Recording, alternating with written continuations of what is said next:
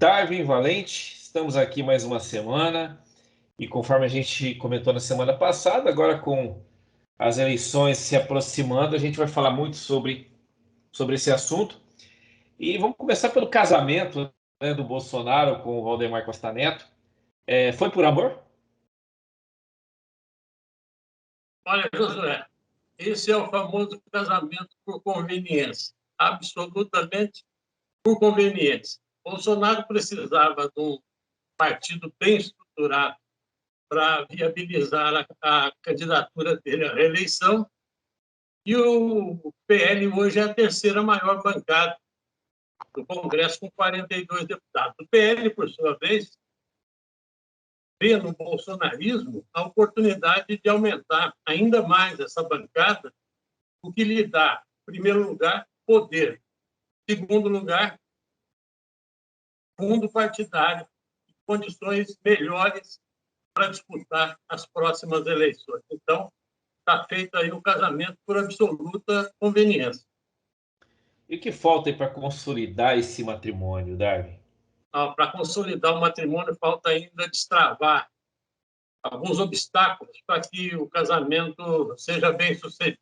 Do lado do PL, o desafio dele é romper com estruturas já definidas, como é o caso do apoio ao vice-governador de São Paulo, Rodrigo Garcia, que é candidato a governador.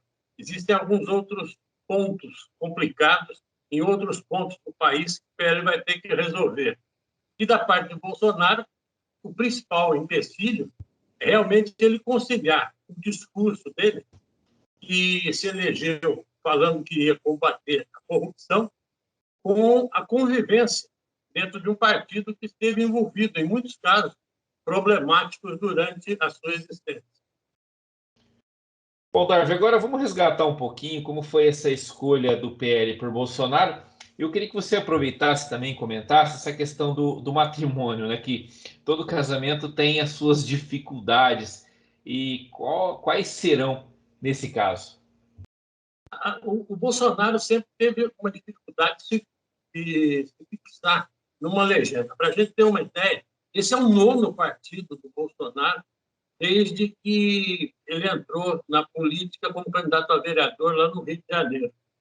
Depois disso, já foram mais 8 partidos, o PL é o nono.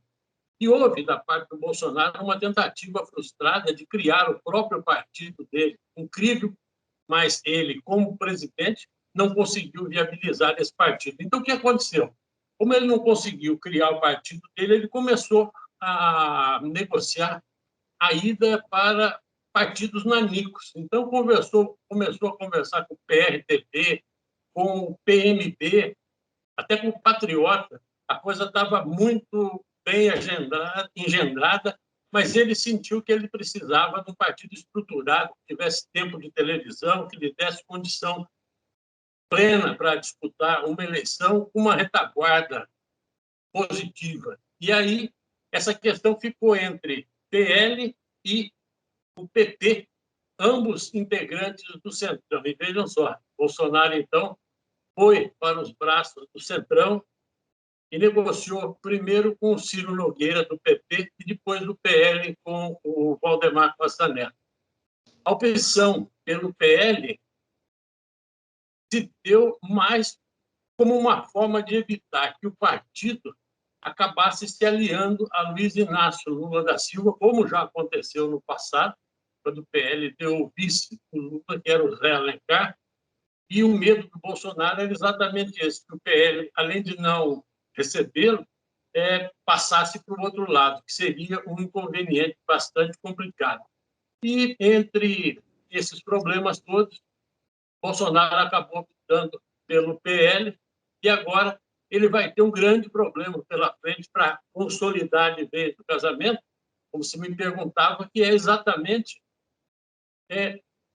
do lado do PL resolver esses problemas com governos como o caso de São Paulo e com o ACM Neto lá na Bahia.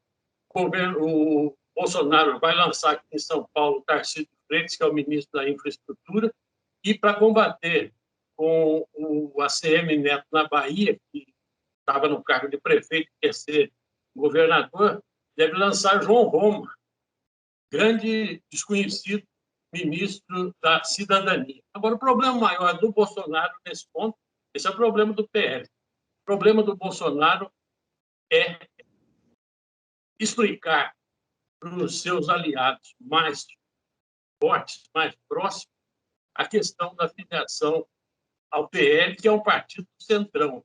E só para a gente lembrar, na eleição de 2018, Bolsonaro, junto com o general Heleno, arrumaram uma musiquinha para provocar, fazer troça com os partidos que integravam esse grupo. E eles usavam aquele famoso samba da carioca, que dizia assim que se gritar pega ladrão, não ficava um. E eles trocaram a letra e usavam, então, se gritar pega centrão, não fica um. E aí deu no que deu. Pois é, Darby, são os mistérios e as conveniências da política. Bom, agora vamos dar uma passada pelas demais candidaturas. Você acha que vinga Lula e Alckmin? Isso aí é igual você misturar azeite e água. Sempre um vai ficar lá em cima, o outro vai ficar embaixo, o outro vice-versa. O mais pesado costuma subir nesse caso. Mas eu acho que, a princípio, soa mais ou menos isso, como misturar azeite com água. Agora, dessa semana aí, o Alckmin recebeu a visita de um grupo de representantes de centrais sindicais, entre eles o presidente da Força Sindical, Miguel Torres, que é o presidente dos sindicatos metalúrgicos aqui de Mogi das Cruzes também. Além dele, o presidente da UGT, da Nova Central, e da CTB. Engraçado que não foi ninguém da CUT. Mas o que eles foram lá? Foram pedir para o Alckmin aceitar ser o vice do Lula. E o Alckmin fez lá um belo discurso, falando de temas nacionais, internacionais, não falou nada de questões nacionais e continua, então, aquela grande interrogação. E são várias as interrogações. A primeira, para que partido vai o Geraldo Alckmin? Afinal, o Geraldo Alckmin vai ser candidato a governador de São Paulo ou vai ser candidato a vice do Lula? Nem o PT acredita nessa possível aliança. E o Lula diz que... O Lula não diz, as pessoas próximas dele dizem que não houve nenhum convite. Mas é bom lembrar que, durante o governo Geraldo Alckmin, o último governo dele, era o PT quem estava no governo. E houve um clima de respeito entre o Alckmin e tanto Luiz Inácio Lula da Silva como Dilma. Quer dizer, o caminho está aberto. Agora, eu acho muito difícil. Dizem que, se Alckmin quiser ser candidato a vice-presidente, vai ter que se filiar ao PSB, que é um partido mais próximo da esquerda. Agora, se for candidato a governador de São Paulo, pode ficar no PSD do Gilberto Kassab, que é do Marco Bertaioli, aqui do Mogi das Cruzes também, ou então entrar no União Brasil, que é a ligação do PSL com o DEM, que é o partido do deputado estadual Estevão Galvão de Oliveira. Por enquanto, tudo interrogação. Tem interrogação também na aproximação Dória e Moro? Muita interrogação. Dória está tentando juntar os cacos daquela prévia, um tanto quanto conturbada, que o PSDB realizou durante a semana passada. O resultado saiu somente agora, nesse domingo. Dória venceu a prévia e agora está tentando buscar alternativas para viabilizar, de uma vez por todas, a sua candidatura para presidente da República. A tentativa dele é se aproximar do Sérgio Moro, para, quem sabe, formarem aí uma dobradinha, e isso sacramentar, de uma vez, a chapa como sendo a terceira via em relação a Lula e a Jair Bolsonaro. Então, nós estamos vivendo a fase de aproximações. São namoros que são tentados de todos os lados aí, mas nós vamos ver qual o próximo casamento que vai dar certo. Darwin, vamos falar agora de política local. Parece que já está tudo decidido na eleição da mesa diretora da Câmara.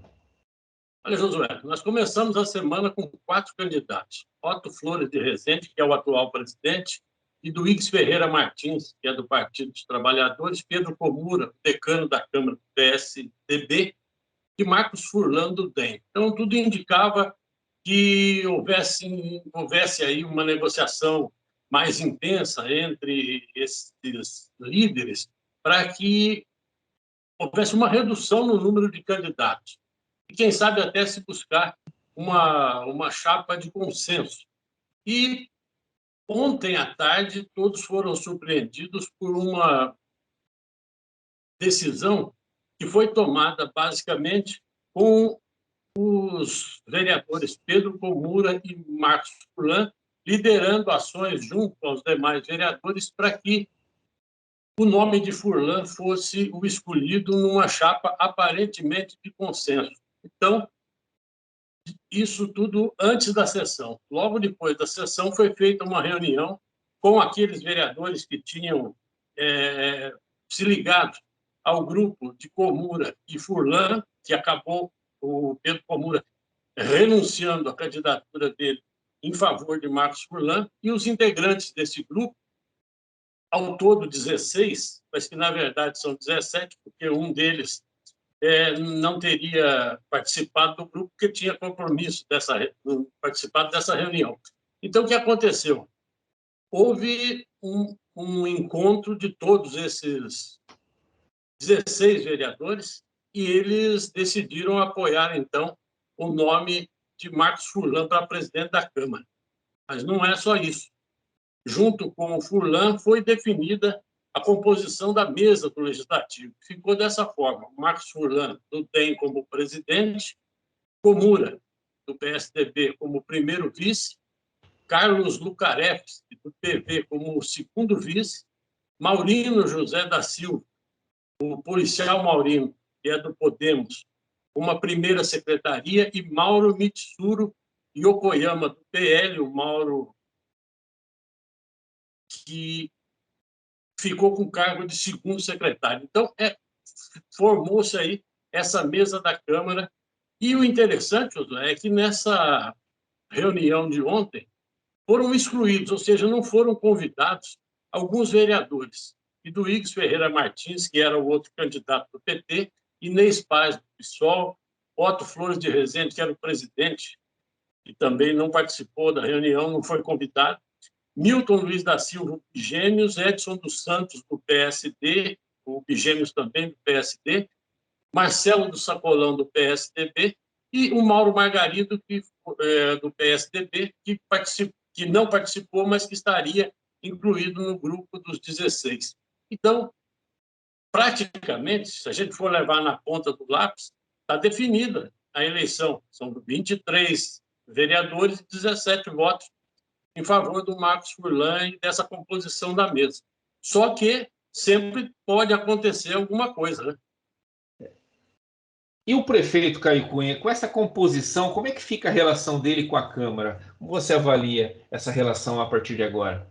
Pois bem, Josué, o prefeito acho que fica bem posicionado com relação a essa nova composição da mesa da Câmara, porque Marcos Furlan, que pode ser o futuro presidente, ele é o líder do prefeito na Câmara Municipal aqui do Mogi das Cruzes. E é curioso, porque ele é o representante da bancada do Eu Sozinho na Câmara, que ele é o único representante do DEM e acabou sendo o líder do prefeito e acabou agora chegando nessa negociação ao cargo de presidente. Agora, o Pedro Comura, que é o vice, é também muito próximo do prefeito. E tem ainda um vereador do Podemos, que é o Maurino José da Silva, na condição de primeiro secretário. Quer dizer, a mesa estava completa. Agora, havia uma expectativa também de que o Iduígues Ferreira Martins pudesse contar com o apoio do prefeito. Pelo menos ele parecia contar